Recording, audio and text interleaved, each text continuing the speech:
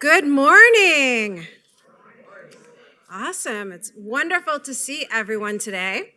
Super excited, of course, to have this opening lecture for our new exhibit, Dalí and the Impressionists, Monet, Renoir, Degas, and More. I feel like I would love to list all the names, because if you've been up to the gallery, you know what an embarrassment of riches this new exhibit is for us.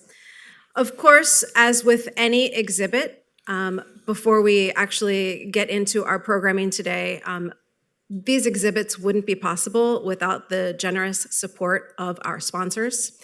Of course, our presenting sponsor, Kane's Furniture, supporting sponsors, Kay and Joel Bronstein, Betsy Schweitzer, Sandy Tarosky and David Zern, and Adele Visaggio. And of course, our airport partners, St. Pete Clearwater International Airport, and our hotel partner, the Renoir Resort. So, yeah, thank you.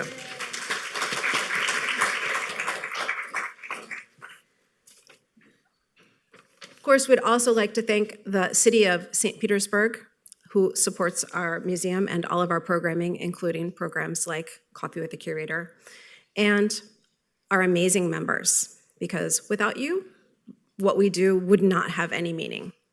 We're here to serve you as part of our mission. Now, we are going to be joined today by my amazing colleague, Dr. William Jeffett, for this introductory lecture on our new exhibit. And he's going to be exploring the powerful influence that Dalí's first contact with the avant-garde via Impressionism had on his life, thought, and work. As I like to call Impressionism, it was his gateway drug for seeing the world differently. But if you enjoy our Coffee with the Curator programs, I invite you to check out our website, thedali.org, to see what else we have going on. And if you come and enjoy, take some pictures, share with your friends on social, and remember to hashtag the Dalí. Some things you might want to consider for December. Tonight, if you haven't gotten your tickets yet, we're going to have our amazing event, the Dalí Dozen, where you're going to be able to see the work and really see the talent that we have here in the Bay Area with our local artists. Tomorrow, one of my favorites, duo, Orilla, who is going to be performing holiday music from Catalonia, Spain, and Latin America. And if you've never seen them perform, they're absolutely amazing. Ona, the vocalist, is from Catalonia, the same region where Dalí comes from. And the instrumentalist, Alejandro, is from Colombia. And they're going to be doing an amazing selection of holiday music. On Wednesday, we're going to have art and meditation. And we're going to be starting our art and meditation series focused on the Impressionist works. And I'm really excited to see what Christophe is going to do with those. On the 14th, we have ornament making at the Dalí, and we're also going to have our inaugural poetry open mic. We're going to start having a yearly open mic event. Friday the 15th, if it's more your speed and you haven't seen what we have going on in the Dome yet, this might be an interesting opportunity. We're going to have the Dome After Dark, the holiday edition. So we're going to have a DJ, we're going to have specialty drinks, we're going to have a Dalí Santa for photo ops. It's up to you whether you sit on his lap or not. I'll leave that choice up to you. And we're going to have an amazing art making opportunity, but that's going to be a lot of fun. And we'll also have an ugly holiday sweater contest. So bring your ugliest sweater.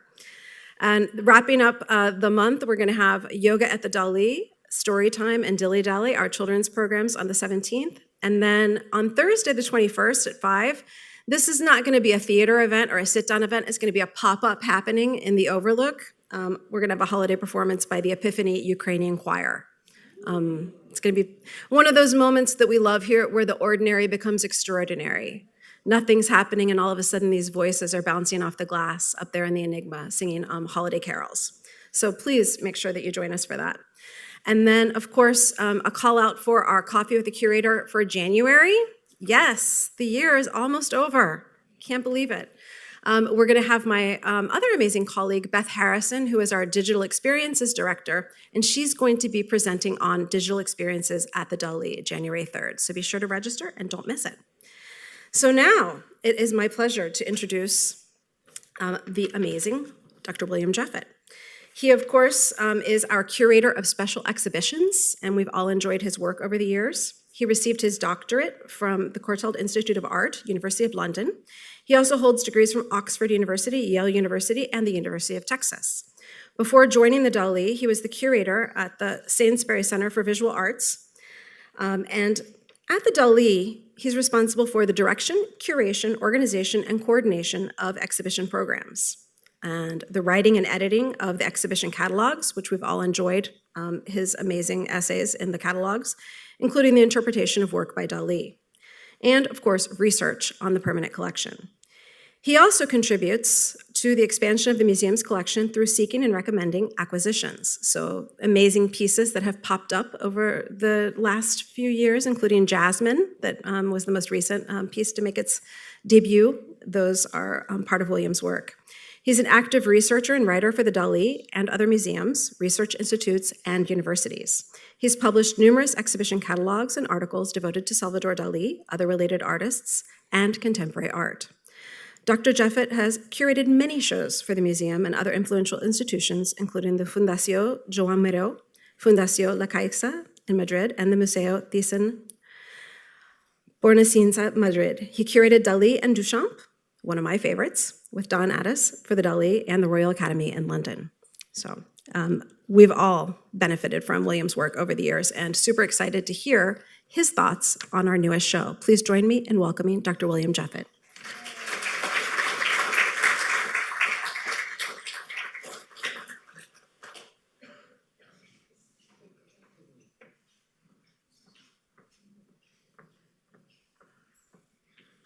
Thank you, and welcome everybody. It's a pleasure to be able to speak to you today about this wonderful exhibition.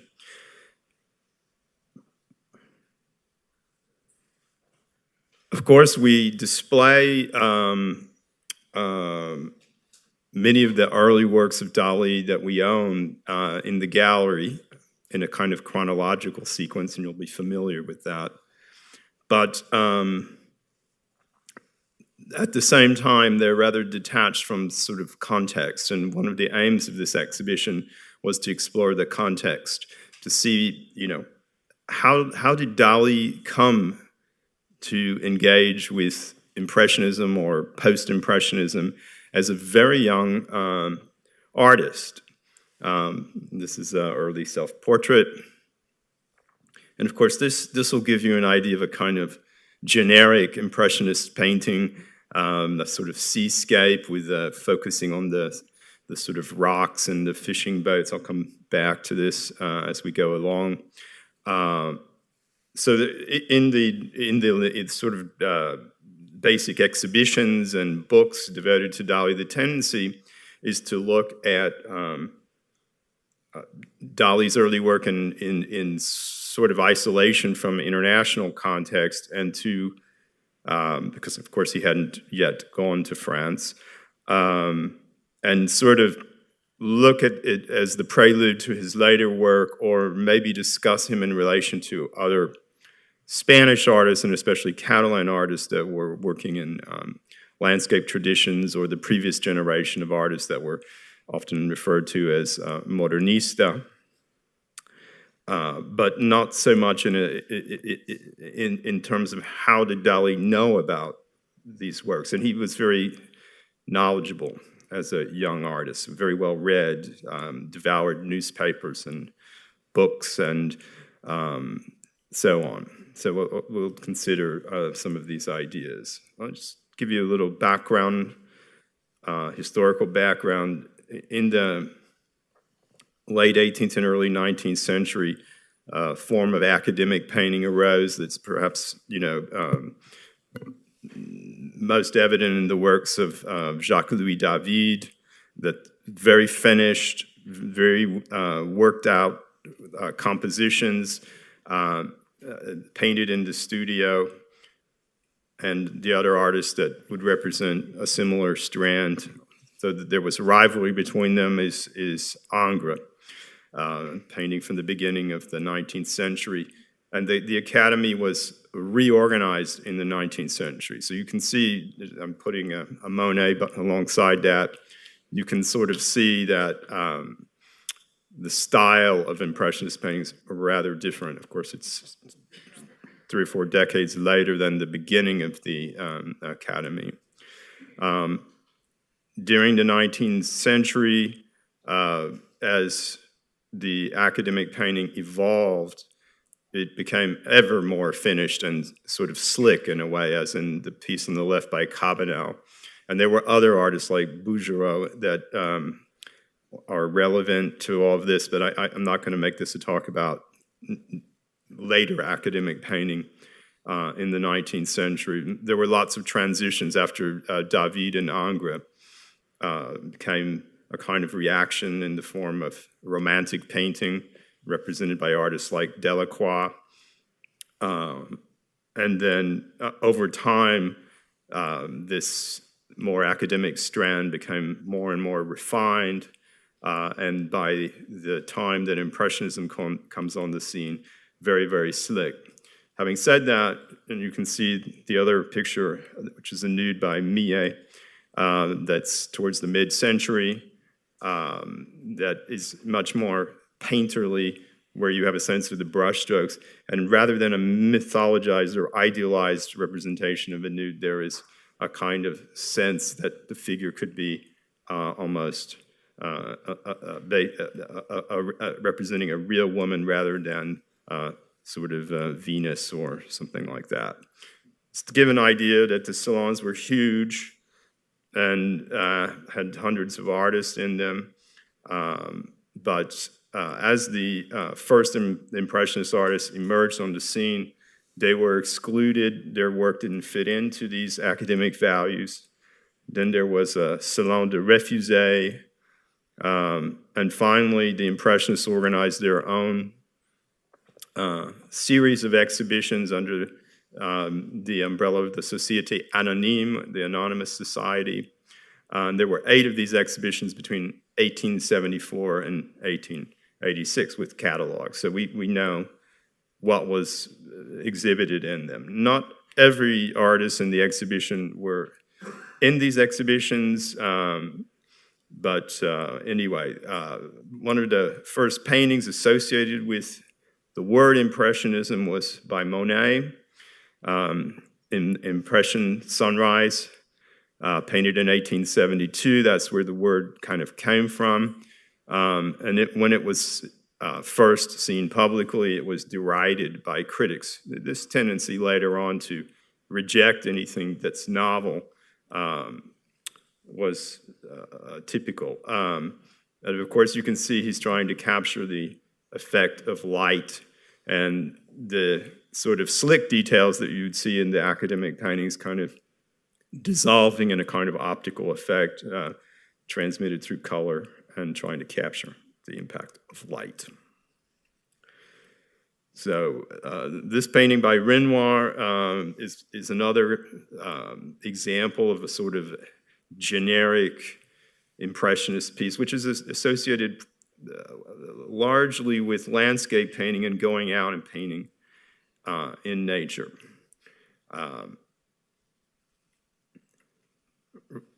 Prior to Impressionism, there were transitions away from academic painting, like the work of Courbet, who's often associated with realism.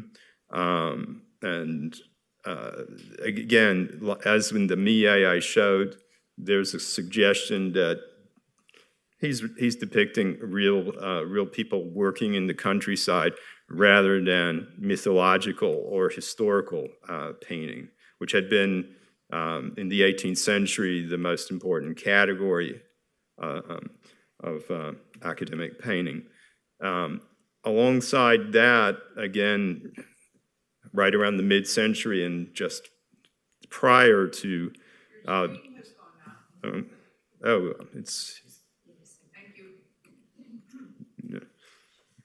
there was a group of artists called the Barbizon School, mainly painting landscapes. These landscapes are far more sort of painterly in many respects than 17th century landscape painting, which was very neoclassical. And yet their work is more conservative in some ways than what the Impressionists end up doing.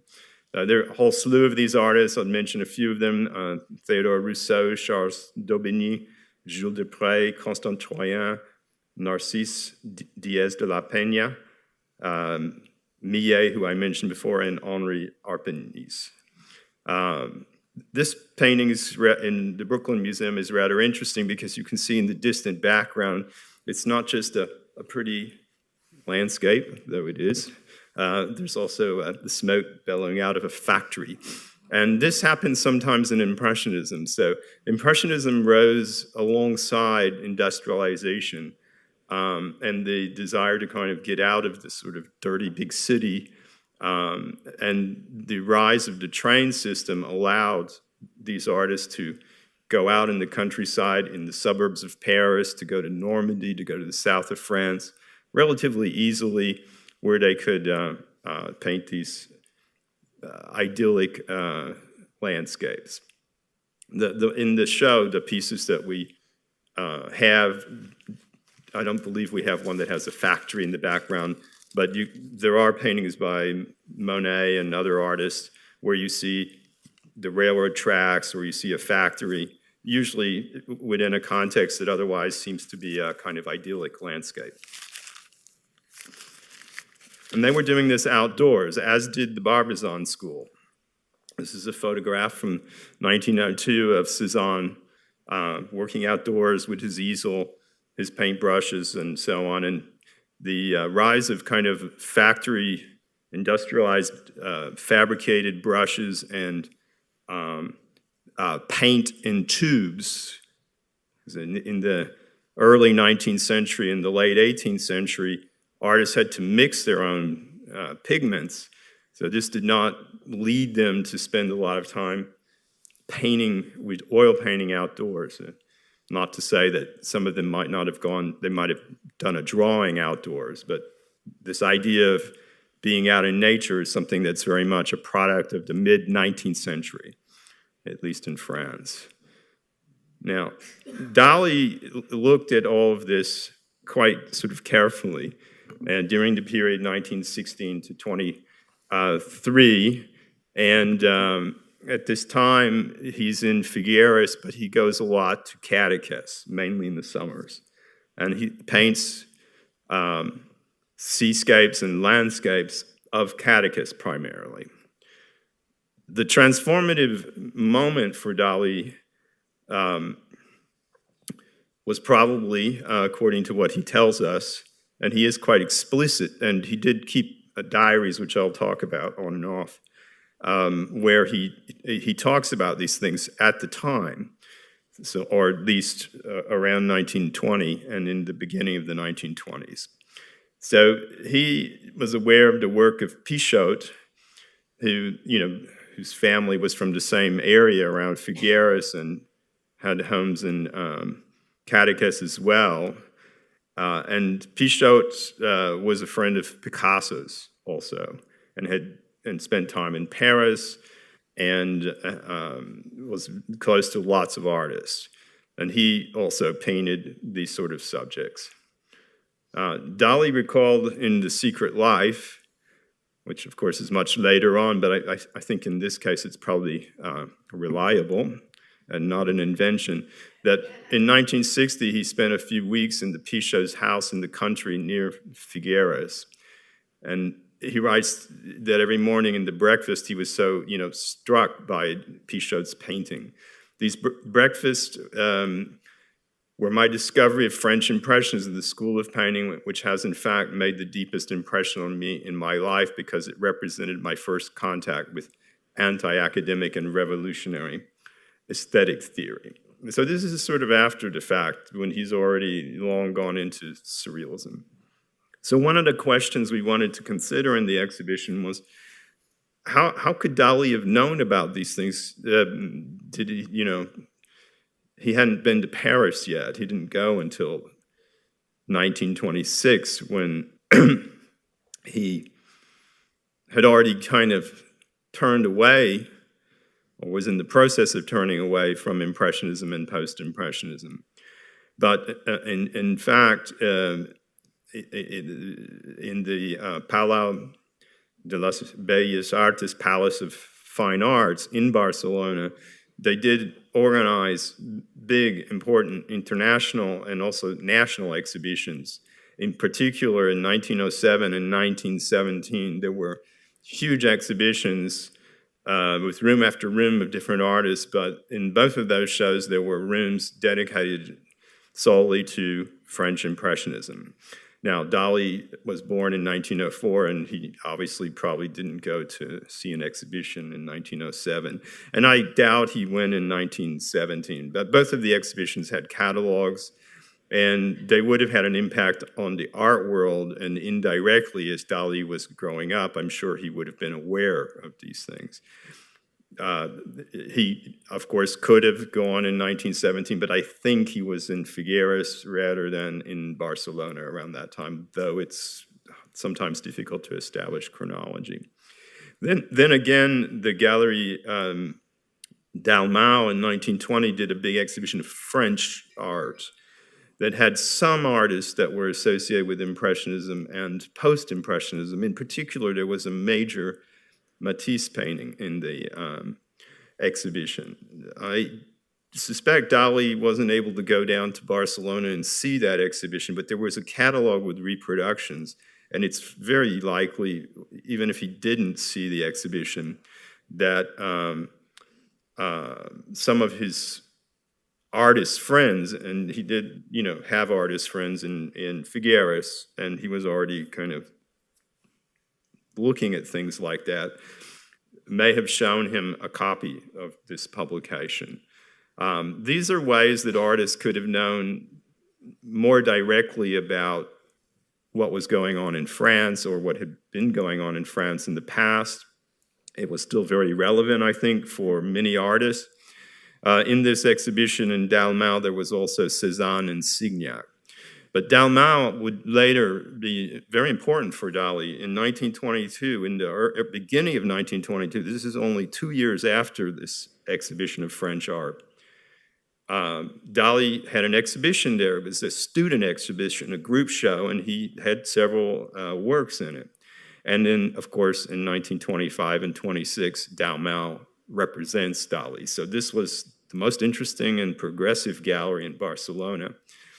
And he would have been quite aware of its reputation. They had done a big exhibition of Cubism in the past, and it had all sorts of interesting artists like Marcel Duchamp in it.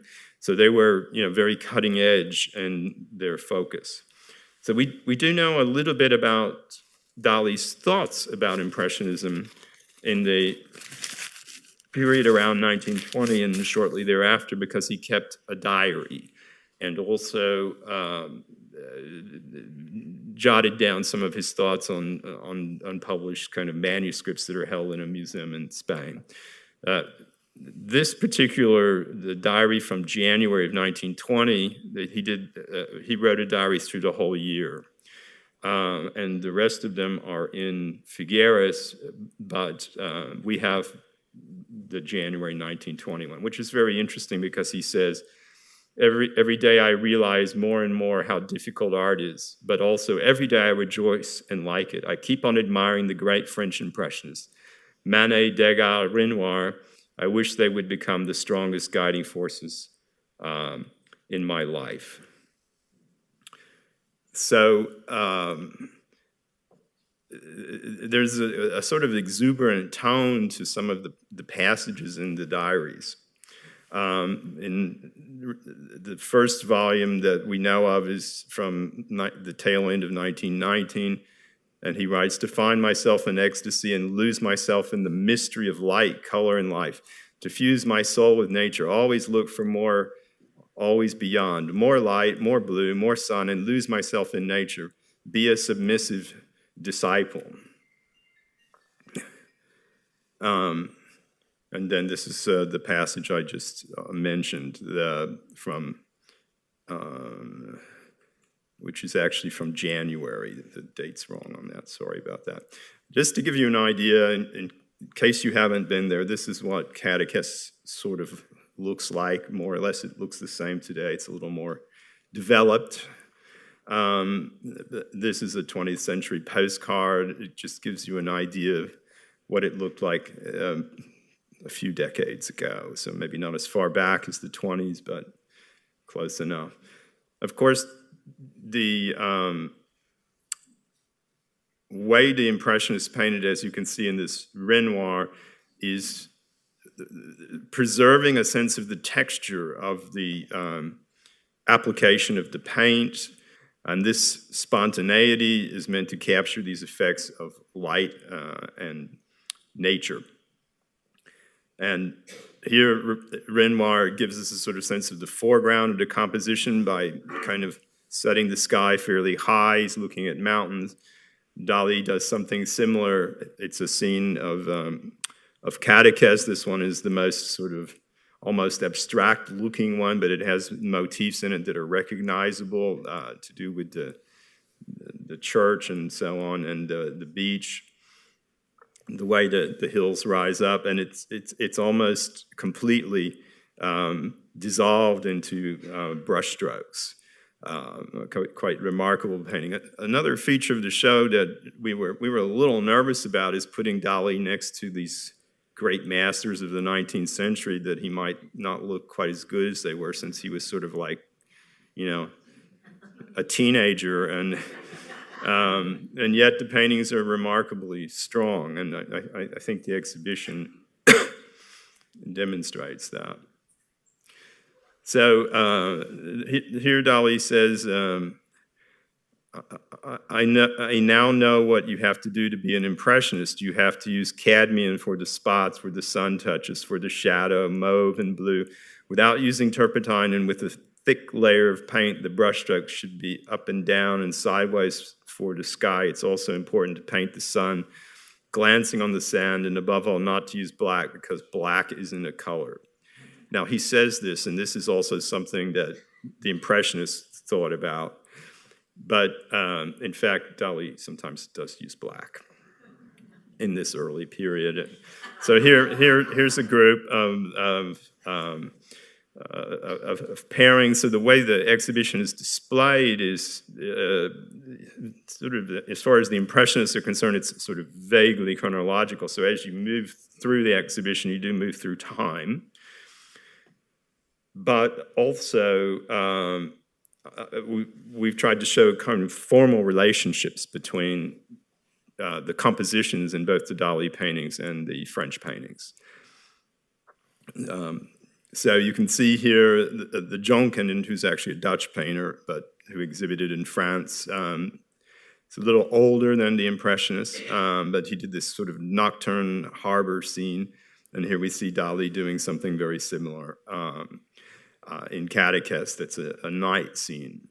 And then again, you can see two Dalís that are views of the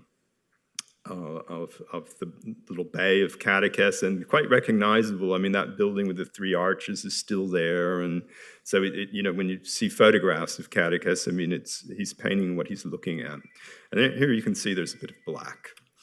And then Dalí wrote these manuscripts that were never published until, you know, relatively recently. They weren't published at the time, just as the diary was not published at the time. These are his thoughts to himself to some extent, though we do have some idea about the context of his friends and other artists that he knew. But this is particularly interesting, written right around 1922, an undated essay that Dalí wrote, or draft of an essay, and he says, "Who is to say that in a century's time, maybe even less, Cézanne, Renoir, Monet will not be considered as classics?" And he was probably prescient, because already in a way in the 20s they were becoming artists with the stature of kind of masters, for lack of a better word. And certainly in the 1930s, that was very consolidated. There were big exhibitions of most of these artists' works in Paris at the Orangerie in the 30s. So the Jonken, again, you can see the way paint is used and the contrast of blue, black, and white to suggest the reflection of the moon on the water. So the Impressionists didn't only do landscapes, and Dali also did portraits. And here we can see a Degas that's an undated piece, which is very naturalistic and kind of reflects that transition from naturalism and realism to early Impressionism, and then a later work by Cézanne. And one of the things that's kind of interesting about Cézanne is how over time he brings a high degree of sort of solidity and structure to the way he paints, whether it's a portrait or a landscape painting. And, you know, one French writer referred to Cézanne as Cézanne the constructor. That was Elie Faure, an eminent art historian, and in one of Dali's early solo shows at Dalmau, he quotes, not that, but he quotes another quote by Elie Faure. So he was aware of Elie Faure's work, and Elie Faure had reproduced the Cézanne in one of his books published in the 1920s, devoted a monograph on Cézanne. So Dali also painted the nude from life, as you can see in this painting I put next to the Millet. He's kind of treated it with a very carefully structured cross-hatched brush application. So it's a very classical subject. The way he's treating it is much less naturalistic than the Millet, but at the same time, it's a very similar thing. This was probably not an outdoor piece. This was probably a set exercise as a student that he was asked to do in the form of life drawing or life painting. Excuse me. The still life was also important, and Dali also did a number of still lifes.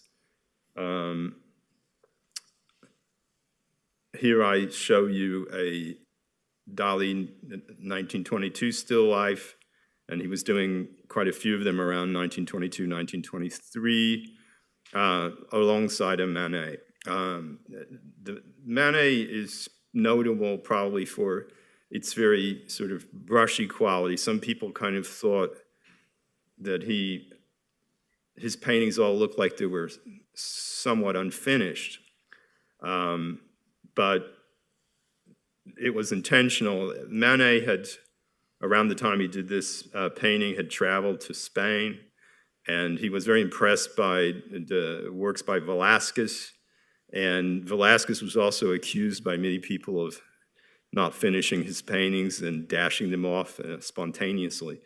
And that was something that Monet was interested in. But this piece is signed, so it is a finished painting, finished in Monet's sense of the word, not in the academic sense. And it was also exhibited in his in a solo exhibition, so it was intended to be exhibited. And he did a number of other ones, so we know that as well. Monet said, "I can do nothing without nature. I do not know how to make things up." And so he seemed to be relying, the model was very important for him. He was also accused at one stage of treating even his figurative works, treating the figure as if he were painting a still life in a very kind of deadpan sort of way. And again, portraits. Here I show Corot in relation to Renoir and Dali. Now, Corot was another slightly older artist who in a work like this sort of represents a transition from earlier classical and naturalistic painting to Impressionism. This one's particularly interesting because of the very sort of brushy quality of the background and the way the face of the figure emerges. I think you can see in the way the face is treated the lingering impact of artists like Ingres, but without the slick finish, or the Renoir, where he's sort of staged this with a French girl dressed up in a costume, and so it's actually a kind of well constructed thing, but you can see the very brushy application of paint, as you can see in Dalí's portrait of his aunt. Here's the Corot again with a little more detail. The Renoir. Now, coming back to landscape, here there is grouping of Sisley, Raffaelli, and Dalí. Dalí from 1922. Interestingly, here you can see how Sisley and Raffaelli choose or construct a composition, in the case of the Sisley, with a bend in the river, or the Raffaelli with a bend in the road, devices which Dalí uses in the Lane to Port Legat. These devices pull our eye into the depth of the canvas, and then we are given the effect of the sort of shimmering application of paint and the capturing of the effects of light. Here you can see a little in the Sisley sense of the slightly industrial aspect of the river. And Raffaelli, who I'll come back to, chose to paint the sort of industrial suburbs of Paris and other villages, and focus on the sort of working class context of those places, transforming that subject matter into something more beautiful through the way he paints it. It has little anecdotal things in it, like the dog in the lower left corner. So Sisley wrote, "These effects of light, which have an almost material expression in nature, must be rendered in material fashion on the canvas." Here's the Raffaelli again. You can see the dog and so on. Now, in this grouping, we have Armand Guillemin, Monet, and Dalí. And these three paintings have very, very similar applications of paint, but also a similar device to the one we just looked at. Here we have, a bridge with the mountains in the background, or the river in the sort of valley next to the mountains, or the way that Dalí treats the little bay of Cadaqués with its fishing boats and the shimmering effects of water, again with the sort of mountain hill behind that rises up. And this happens in other works we'll be looking at, where the landscape kind of becomes a theatrical backdrop for the drama of paint and light. And now, I'm not going to read too many quotes by Dalí, but this one stands in for a number that are in his diary. Cadaqués is above all very picturesque, very luminous, and of a great calm.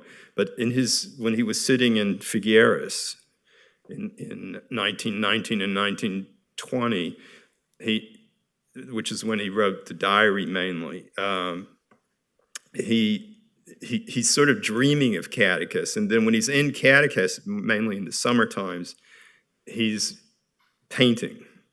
So he doesn't seem to have painted as much when he was in Figueres, because he had to go to school and do other things,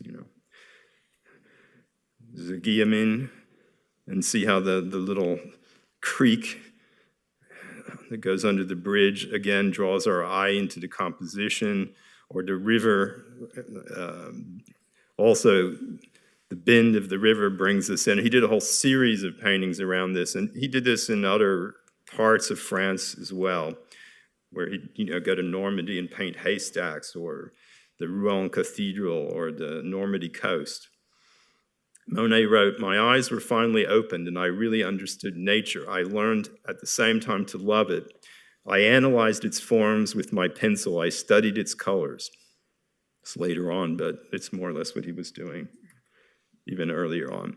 Now, ideas around Monet and Impressionism, how did Dalí know about that? According to his journal, he was reading a book which the title would be translated as Aesthetic Phases, published in Barcelona in 1916.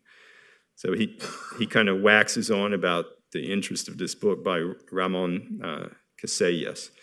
Casellas had died, I think, in 1909, and posthumously his articles were kind of reprinted in a 2-volume book, and they were articles that had been published in the newspaper La Vanguardia in Barcelona.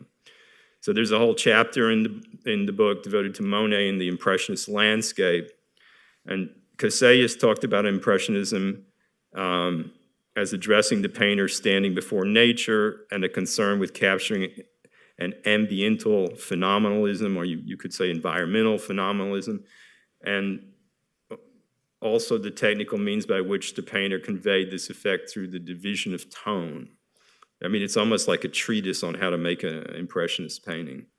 So he goes on to say in the same chapter, therefore, he will be considered an Impressionist painter who, through contemplating nature at a convenient distance, thereby achieves the triumphal effect of a fundamental and harmonious impression of universal phenomenology, so that the painting summons up a vision of the world, strongly influenced by changing aspects according to the variability of the hour, the weather, the season, so as to achieve that the lasting surfaces are wonderfully seen through the fluctuating and moving phenomena of the moment. This is the program of pictorial Impressionism. And this is a good description of Monet, who did paint in series. So he might be standing in the same spot, painting the same composition, but one in the morning, another one in the afternoon, with completely different light effects. So Casellas goes on to say, and I still want to add that among the Impressionist painters, no one has reached so high in this glorious ascension as Claude Monet. For this reason, more than Renoir and even Degas, Monet has been and is currently, as regards achieving natural effects, the most significant embodiment of the most representative figure of Impressionism. Dali also really admired Renoir, I have to say. And I'm not going to read you the quote, but when Renoir died, he read about it in the Spanish press and wrote an enthusiastic note about the greatness of Renoir in his diary. So Monet, Gauguin, and Dali again. So here we're looking at Antibes from a distance, with the light reflecting off of Antibes in the water. The Gauguin is a winding road taking us into the composition. The horizon line's perhaps a little lower than some of the paintings we've looked at so far, and he also lets the clouds in the sky become a kind of effect where he's capturing the brief position of them. All three paintings have a kind of interest in clouds as well, and Dali also looking from a distance across the Bay of Cadaqués, where you see it in the background. Here's the Monet. So Antibes is in the south of France. He was down there for a while in 1888 and waxed eloquently about the effect of the sun and the light on the picture, represented in the picture. I don't want to suggest that's the only place he went, because he did go to other places, as I mentioned before, Normandy in the north, which are places that have different light than in the south.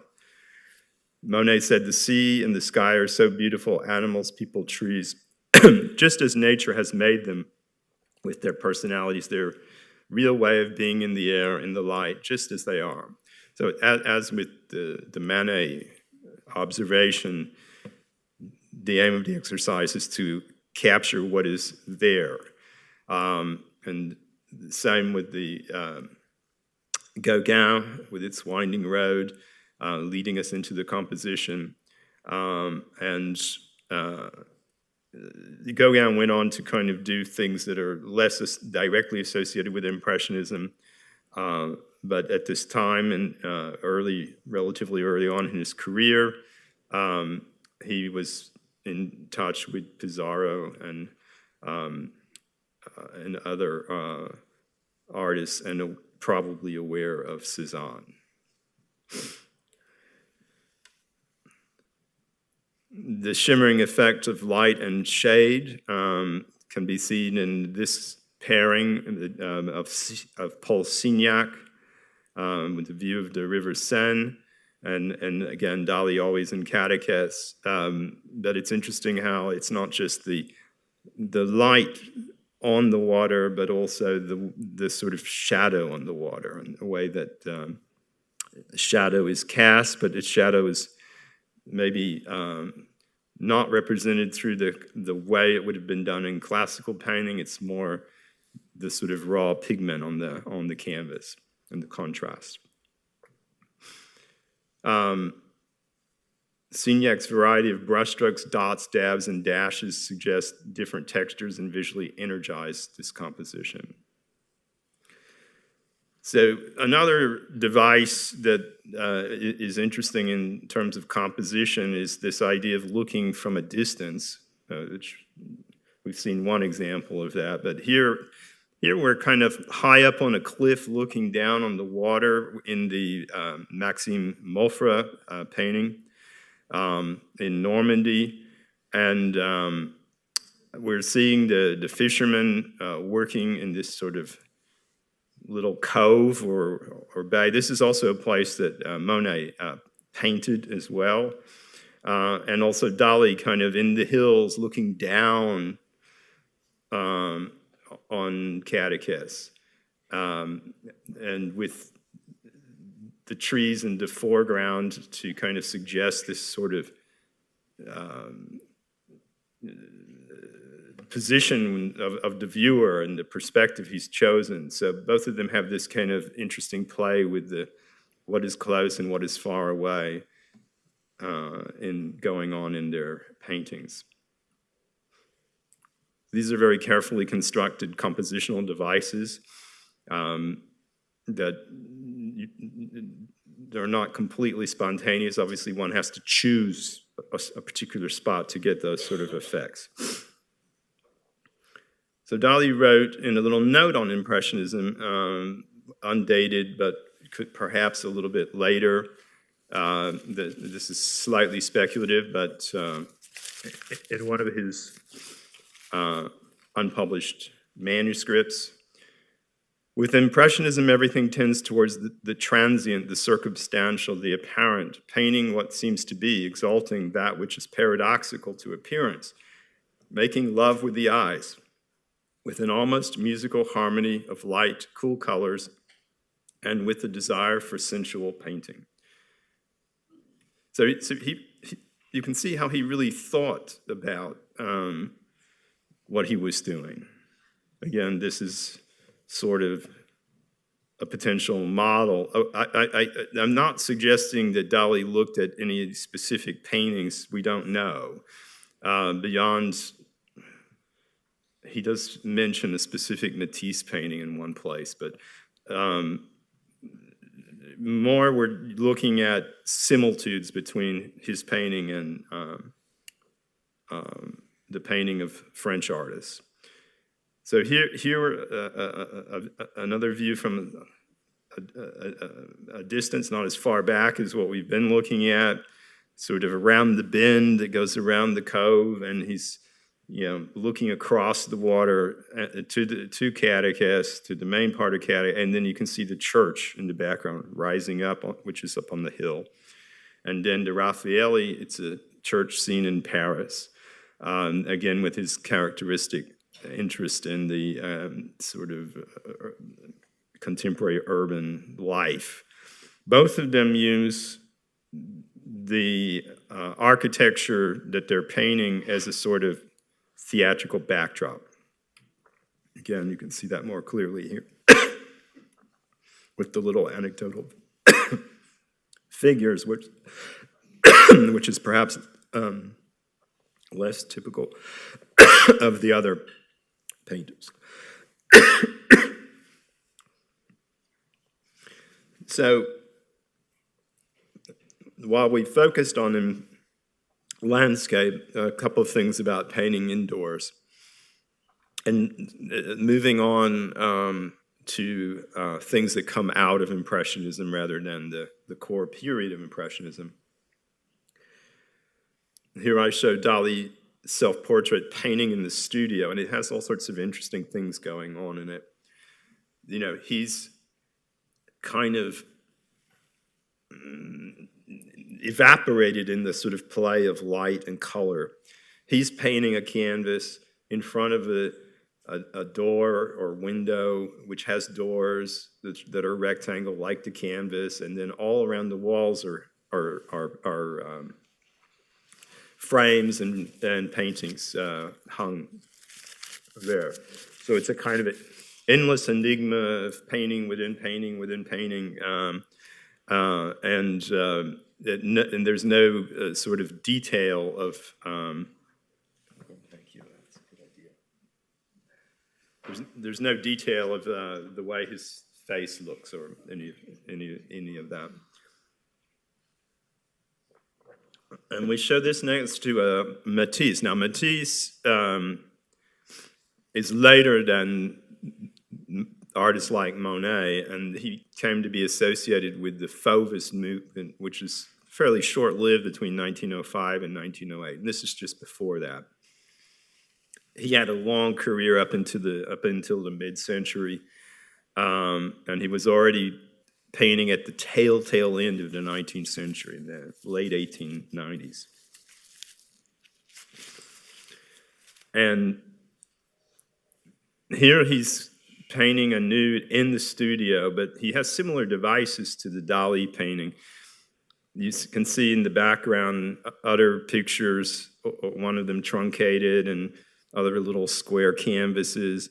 And then if you look very carefully, you can sort of see in the background there's a mirror, and you can see the back of the model. And at the lower left of that image in the mirror, you can also get a sense of the reflection of the artist. So it's a kind of world unto itself. Again, it's like paintings within paintings within paintings. Of course, that was not completely a modern device. Velázquez had played around with that idea in his famous Las Meninas. Here's a little more detail. So you can see where the red is, that's where he was. And then it's just very carefully composed, the table in the background, there's a jug on it and so on. It's very, very interesting, fascinating painting. And even the way the sort of wallpaper or whatever's going on in the background, they're all rectangles within rectangles and so on. So the Vaubank on the left is more typical of what we associate with the Fauvist period. It did sort of stop around 1908, though it was very influential, and the impact of it carried on into the light, until around 1910. And there were many artists, maybe 20 or so, associated with